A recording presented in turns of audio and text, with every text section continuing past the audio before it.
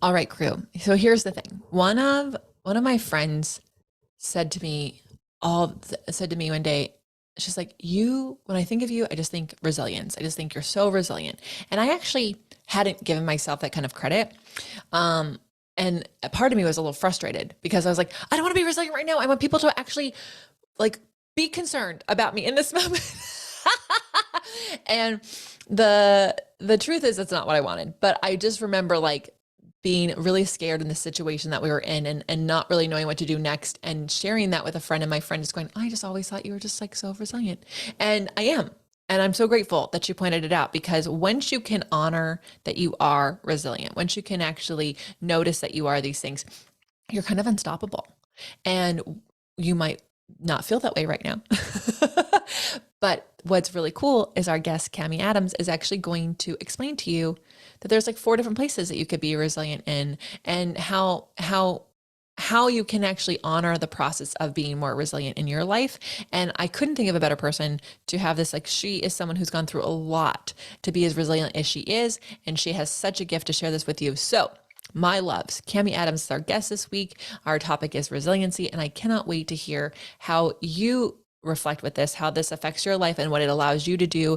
I love, she has a quick be it action item that I think is really helpful and useful for us all. So I cannot wait for you to hear it. And I want to know how you use it in your life. So tag Camee, tag the Be It Pod, and let us know, because it really does mean a lot to us when we can see how these episodes are making your life easier to be it till you see it. Welcome to the Be It Till You See It podcast, where we talk about taking messy action, knowing that perfect is boring. I'm Lesley Logan, Pilates instructor and fitness business coach. I've trained thousands of people around the world, and the number one thing I see stopping people from achieving anything is self-doubt. My friends, action brings clarity, and it's the antidote to fear. Each week, my guests will bring bold, executable, intrinsic, and targeted steps that you can use to put yourself first and be it till you see it. It's a practice, not a perfect. Let's get started.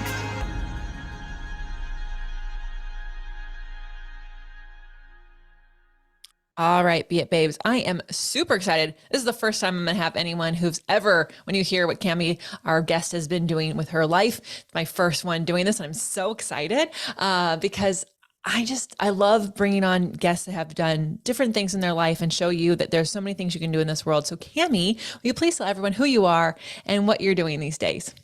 Yes. First of all, I'm so excited to be here. Thank you. My name is Camee Adams. I am a professional mixed martial artist. I'm a mom of two teenage daughters, a certified yoga teacher, certified personal trainer, and what I call a resilience coach. This is really cool.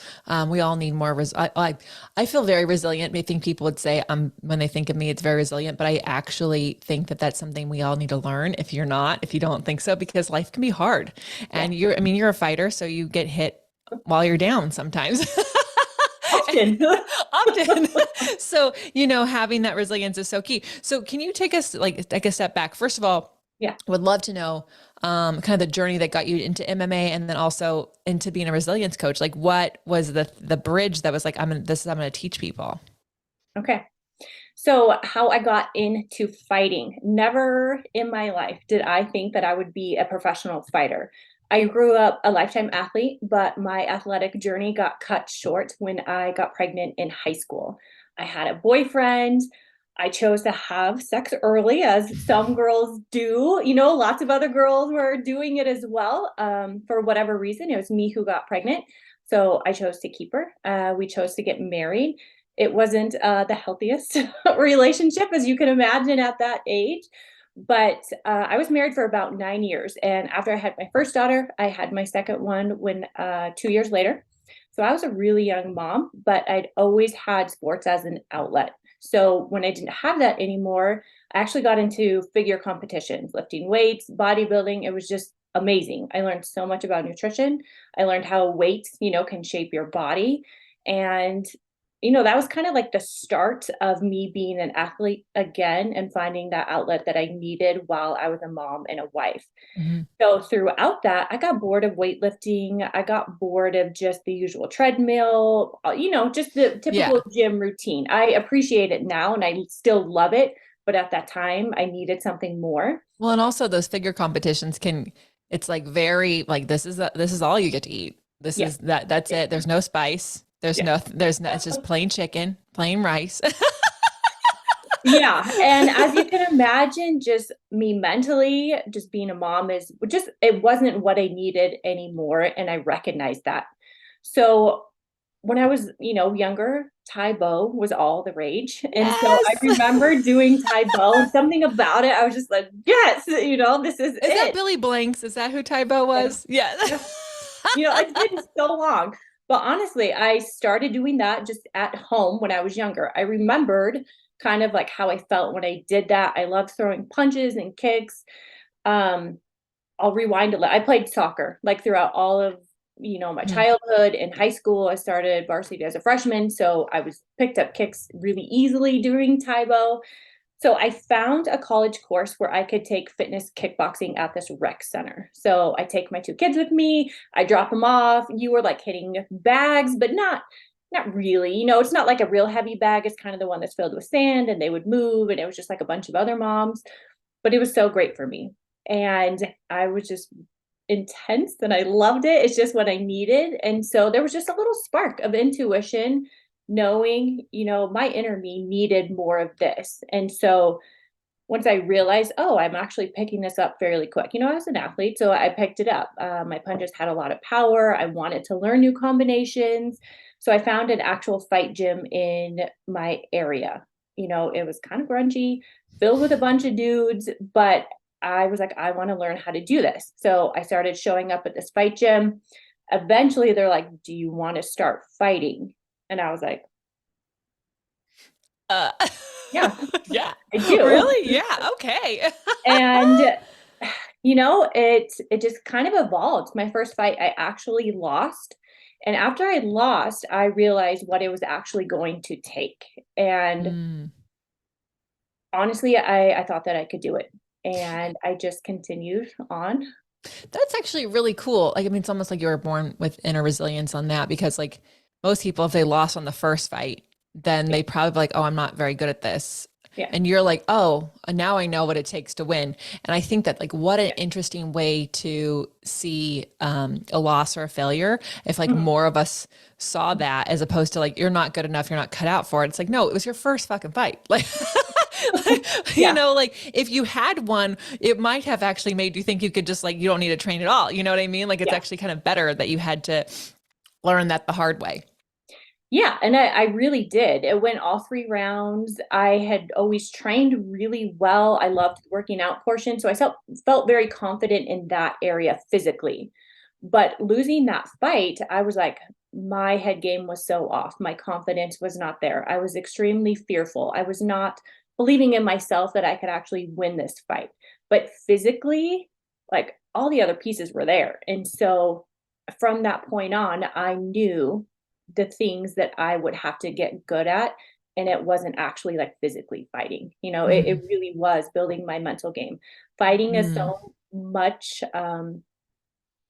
there's so much mental resilience that goes into it, so much, inner confidence, just stepping into your own power, all of those things just from just everyone has shit, from when Yeah. they grow Yeah. up, but all of these things that I was learning in my fight game were directly, applying to who I needed to become as a person. So I knew, like, just in my heart and my soul that it was for me, and through, that loss, I was like, "All right, I'm not scared to get hit. I'm not scared to throw a punch, but here's all the other things that I know that I need to do to be able to start winning fights and actually, be a fighter who can sustain this fight game."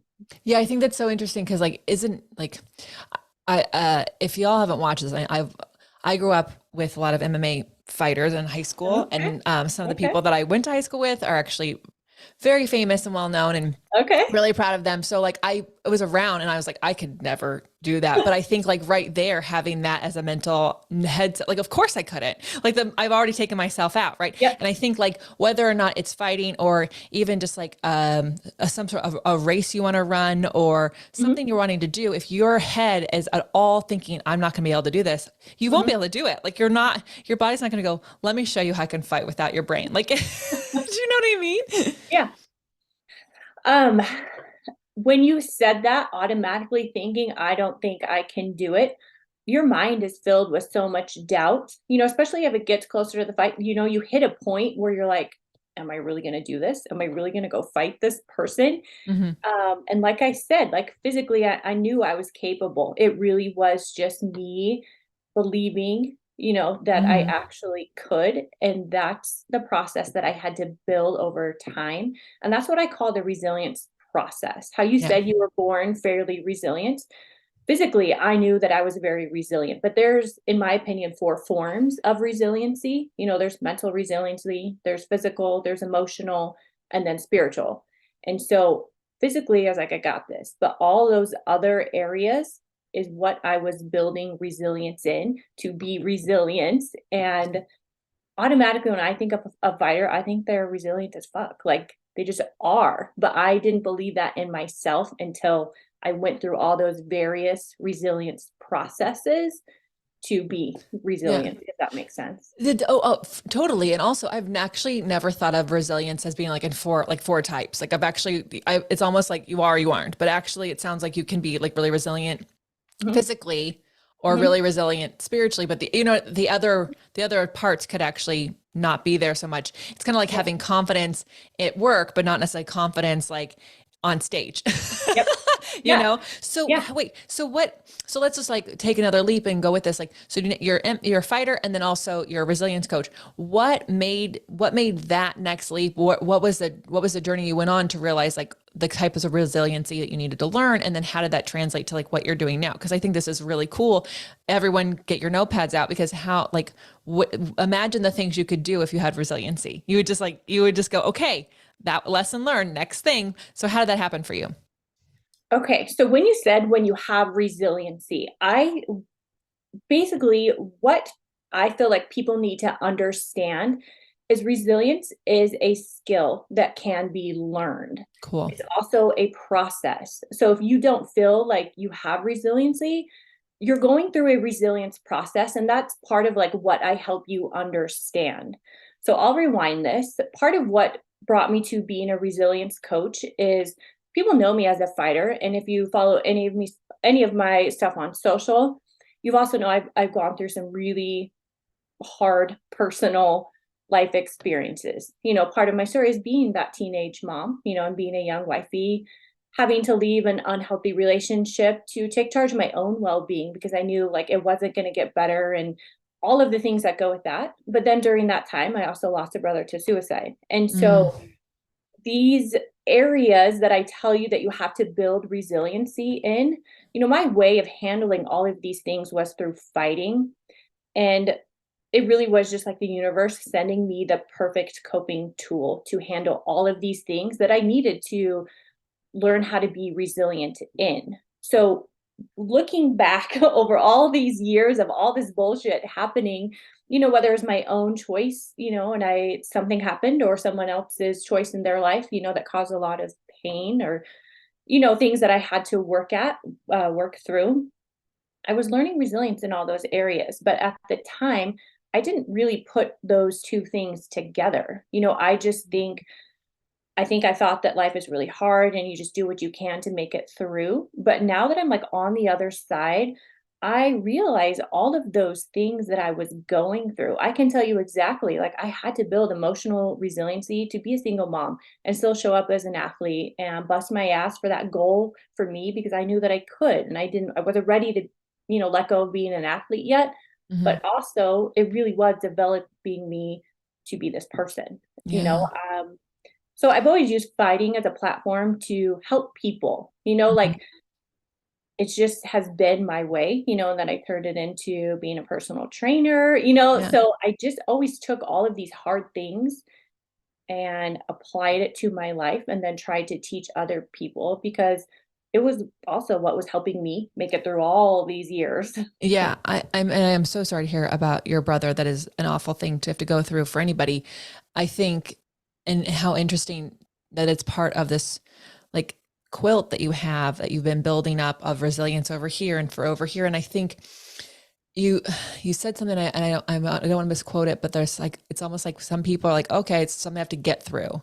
Mhm. But like having a sense of resilience in an area, it's like you don't get through it, you're just like, I'm gonna go do this. Like it's like so we film for Pilates classes, and my teachers on my platform, I know it kills them. We're like, you have to refilm that. I'm so sorry your audio was not there. Like it kills me to ever have to tell them that because I know what that means. So early December, I had like 7 days to get all of my filming in, and I filmed this one class, and it doesn't have the audio for half of it, just turned off.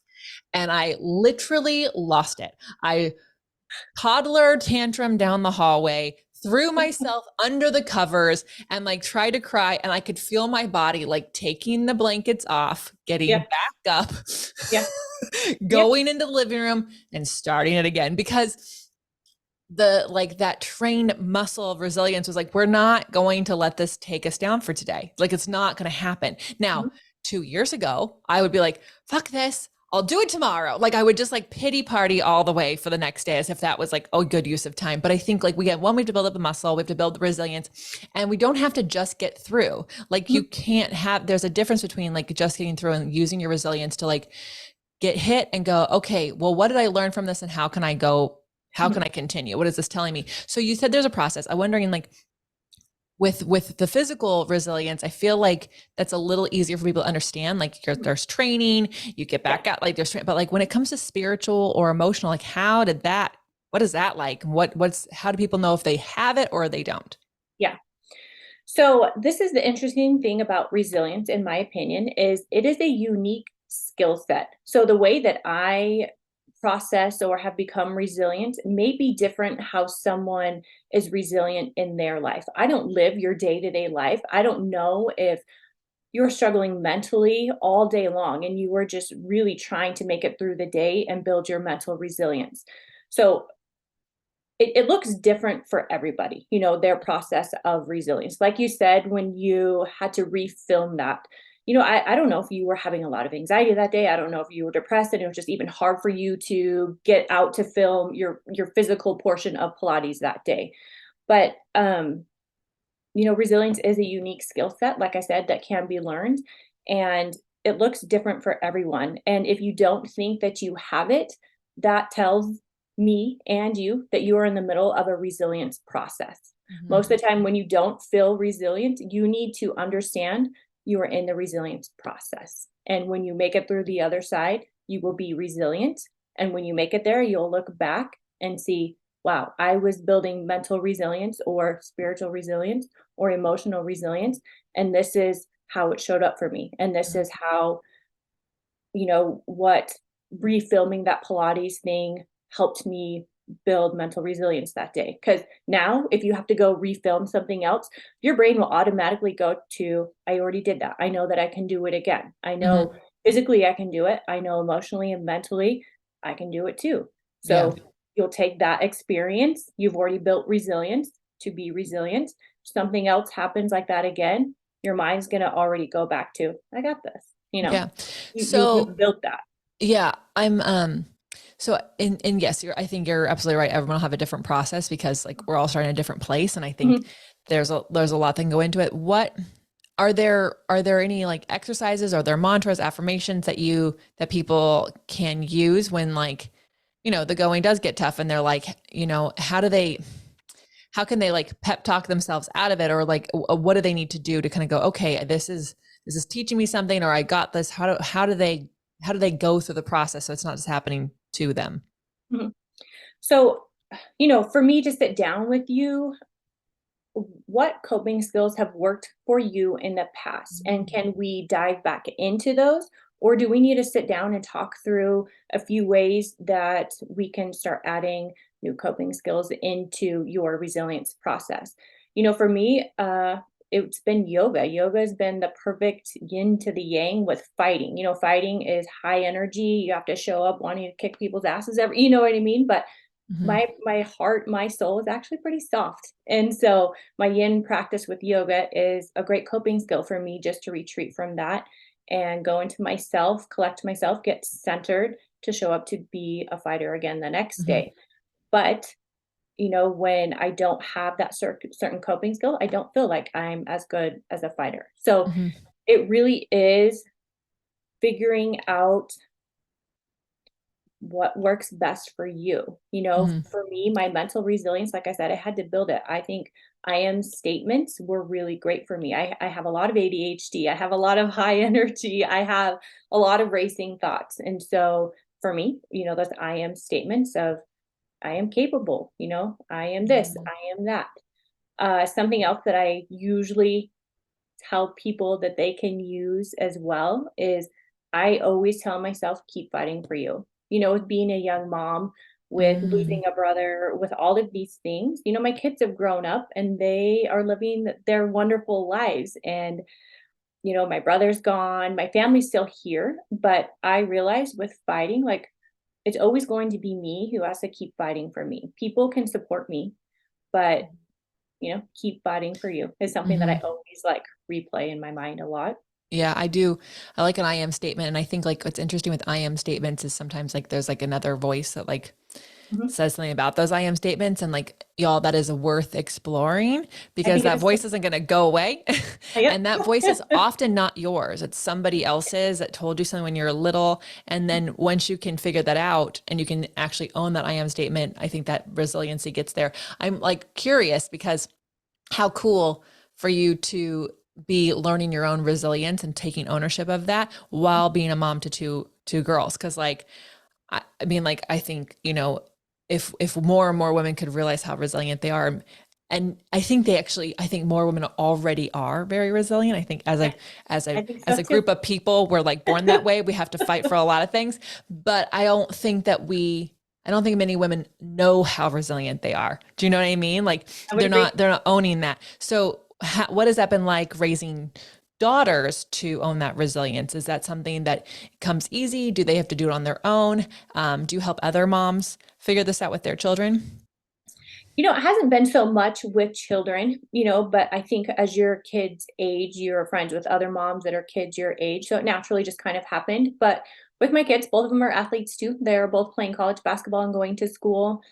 With resiliency and teaching them that skill set, they've watched me struggle. Mm, They have through a lot, but they've also seen me win and succeed and keep pushing through and keep showing up for life.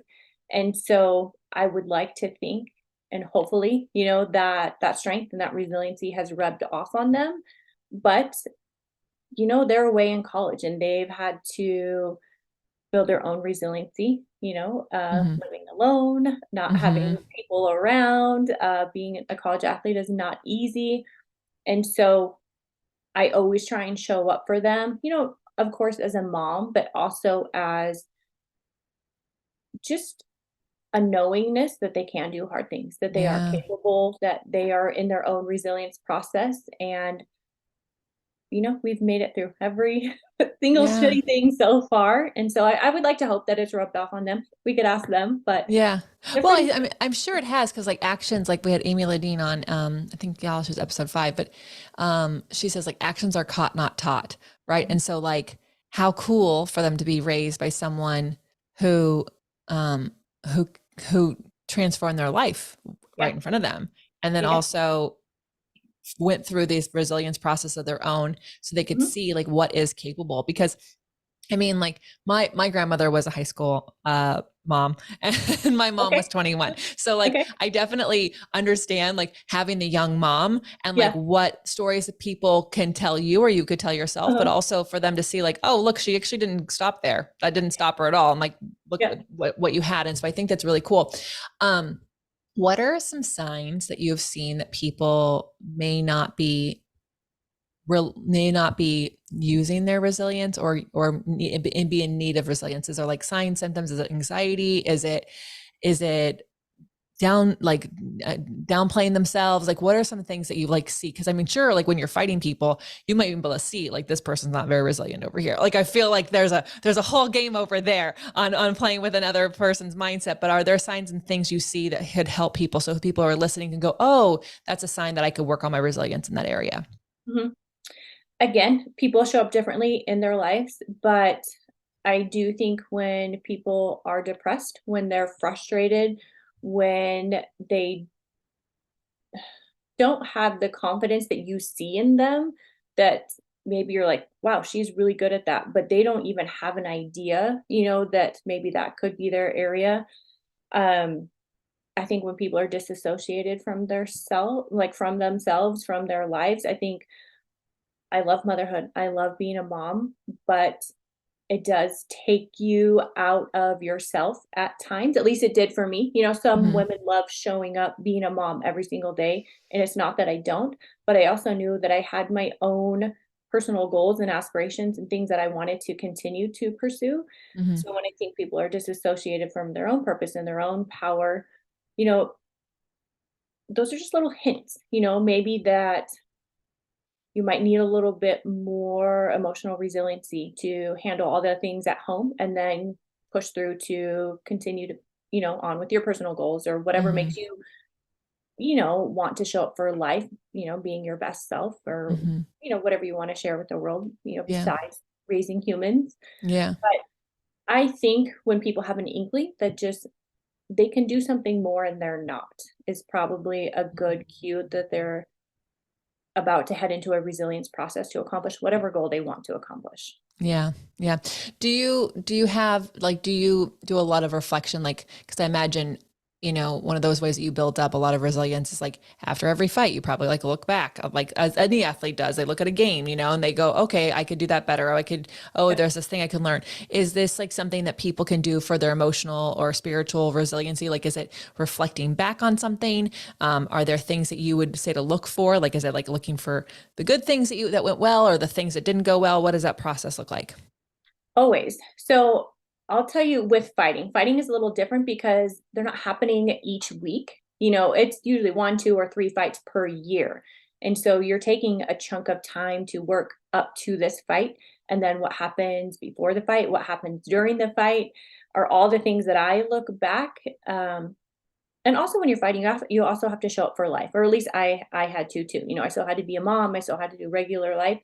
And so when I would look back and realize, I should have been more confident in this area, or I could have handled this emotional outburst better with my children or whatever. And so there is a lot of reflection, in my area with fighting, but also as a person. So I take every hard experience that I've been through and just sit down, and I am a journaler. I know not everybody is, but I do find it helpful, especially when I get those little hints of inspiration or just insight about myself. I always try and write that down because sometimes I do forget.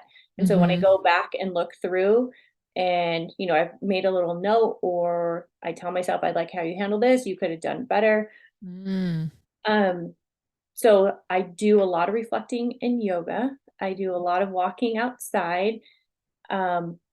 And how I help other people, reflect on their lives. I think there's just things that work across the board for every human. Yeah. I do think it's getting outside. I do think a meditation or yoga practice is great for most every single person. It doesn't have to be yoga, but meditation, sitting with yourself. And again, going back to that disassociation, if you can't even sit with yourself and connect with yourself, I think that's a good place to start. Because some people don't even know how to reflect, and how to Yeah. sort through all the crap to get to what they need to get to. And Yeah. again, I think that is part of just the resilience process is being self-aware, understanding that you are going through a resilience process, and then, using those coping skills that you've either used in the past or understanding that you need to bring some new tools in to help you get through whatever you're getting through. Yeah. I think that's like, it sounds like there's like, first of all, giving yourself a lot of kindness and grace and Yeah. space for Yeah. like being a human being Yeah. in process and trying to learn something for the next level. And then also like, you know, giving yourself permission to own the skills that you already have. Like, I think Yeah. sometimes in the self-development journey, it could be like, oh, I need to learn this better or learn this better. And we often forget that like we did a really fucking good job getting to here. Yeah. And Yeah. some of those tools, Yep. you know, I mean, there is that saying like what got you here won't get you there, but there's also like owning what got you there because you can build upon that. You don't have to start all over from scratch. Yeah, I think more time spent reflecting. I do think you're correct. Like it doesn't have to be journal. Like you get this pretty journal and you have this beautiful journal practice that happens every day at the exact same time. It could literally be a note on your phone where you just Yeah. continue to voice Yep. voice to text what you Yep. wanted to say. I think it's great. I like the voice text. You know, when people can hear things out loud, it does help them get things out of their head. You know, writing, you know, helps you get all of those thoughts out too. But Mhm. when you speak it and then hear yourself, whatever maybe mood or mindset you were in, I think that's great too. You know, Yeah. just remembering that, especially with a voice note. I do like a good voice note. I do too. Brad, are you hearing how many people? So you're not just talking to yourself all the time. Oh no, this is a total joke because he'll do a recap with us. And there's this really people love like a voice DM. They really do. And he's like, I hate a voice text. I don't like it. But he voice to text all the time. Like he loves that and he's killer at that. I'm not so I'm much faster at like typing it out, but he is like I hear him walking around the house talking to Siri, like getting things done, you know. But Yeah. anyways, I think you're right. I think hearing yourself say it out loud. Also, for people, sometimes like the act of journaling is its own resilient process they have to learn because they have so many stories around themselves and what kind of writer they are. So just being able to speak Yeah. it into existence can really get people over that hump. You know, this is such an interesting topic. I think I wanted to have you on because very few people talk about resiliency in any capacity. And it's like, if you are not resilient in one or more areas of your life, it's going to be really hard to take the next step, to show up for the next big thing, to put yourself in a position to be the new person or to challenge yourself in different ways. And the whole point of this podcast is so that more and more people can act like the person they want to be before, like stop waiting because waiting is not going to get us anywhere. And resiliency is such a key part of that. So this has been a really fun conversation. All right, Camee. So where do you like to hang out? Is there a social media platform? Is you have a website? Where can people get to know you more? All of the above. I'm mostly on Instagram right now. It's Camee Adams. Camee is Camee, two E's, usually helps people remember. You can go to my website, which is cameeadams.com. I share a lot of my story. I really do like to personally connect with people because I think people see me where I am now and they just really don't have an idea of you know what's really happened and Yeah. you know accomplishing your goals is possible, you know, no matter what season of life that you're in. But yeah, I am starting YouTube. It'll be a very slow process, but I'm getting New more. resiliency muscle is going to be YouTube. Oh It my is gosh. such. I will share this with you. This is a resilient story that I have to share with you and our listeners will get a kick out of it because people will know me from YouTube. And Okay. so, and it's actually quite fun. Like I used to teach in LA and I had all these actors and people would come into the studio like, oh, and they would do that. And my clients would like get a little nervous because like someone's going to recognize them while they're working out. They're like, you're Lesley Logan from YouTube. And I would just go, I am. And they look at me like, don't worry about it. They don't even know who you are. But anyways, my first several YouTube videos, I probably cried filming every single one of them. They're like 4 minutes long. Okay. Like they're Okay. like not long at all, but I was so afraid of like what people would say on the other side of it. Like I was so afraid of the comments that hadn't even happened yet because it hadn't even been put out there, but I did it anyways. They're terrible. Y'all, they're still up. You can still watch them. I'll go take a And look. oh yeah, you got to go to my online Pilates classes YouTube channel, and you can Okay. go to the oldest ones. My hair is super short. We didn't even have a tripod. We didn't have a mic, y'all. I was just yelling. This is back in the day when I love it. you could just do Love it. things like that. Love it. Anyways, they're still up. And what is so crazy is as soon as I started getting out there and I started to see positive feedback, Yeah. it got easier Good. to continue. And now if I like fuck up and I just go, oh, actually I meant this. And I just don't edit it out. I just like put it out there. And it's a new muscle, but I can say like, if you can just keep going, get the first ones out, because they're going to suck anyways. They'll be better than you actually think, but you'll get better once you do more.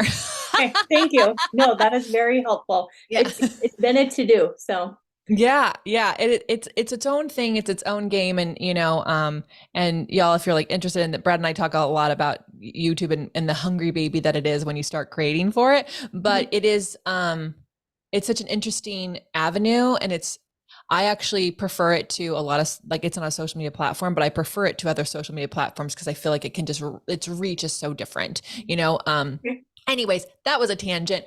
We got to get to your beat action item. So bold, executable, intrinsic targeted steps people can take to be it till they see it. What do you have for us? I would say do what you can in your current season. When I was a mom, I had no idea that I was going to be a fighter. When I was a fighter, I really didn't know that I was going to be a resilience coach. But what I did do was show up for whatever season of life that I was in. That's so great. Just going back to that self-awareness and being kind to yourself.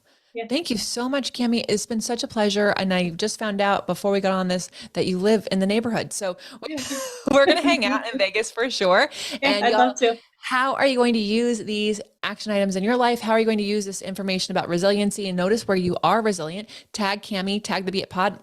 Let us know. Send this to a friend who's kind of struggling. If you like heard some of the signs that maybe that might not be a resiliency, you might be going through a resilience process, send it to them, because maybe they can go, oh, this is actually all happening for me. And on the other side, it's going to be even better, right? We could all help each other be it till we see it. Thank you so much. And I'll see you next time. See ya. That's all I got for this episode of the Be It Till You See It podcast. One thing that would help both myself and future listeners is for you to rate the show and leave a review. And follow or subscribe for free wherever you listen to your podcast. Also, make sure to introduce yourself over at the Be It Pod on Instagram. I would love to know more about you. Share this episode with whoever you think needs to hear it. Help us and others be it till you see it. Have an awesome day. Be It Till You See It is a production of As the Crows Fly Media. It's written, produced, filmed, and recorded by your host, Lesley Logan, and me, Brad Crowell. Our associate producer is Amanda Fraterelli. Kevin Perez at Desenio handles all of our audio editing. Our theme music is by Ali at Apex Production Music, and our branding by designer and artist Gianfranco Cioffi. Special thanks to our designer Jaira Mandal for creating all of our visuals, which you can't see because this is a podcast, and our digital producer Jay Perdoso for editing all the video each week so you can. And to Angelina Herrico for transcribing each of our episodes so you can find them on our website. And finally, to Meredith Crowell for keeping us all on point and on time.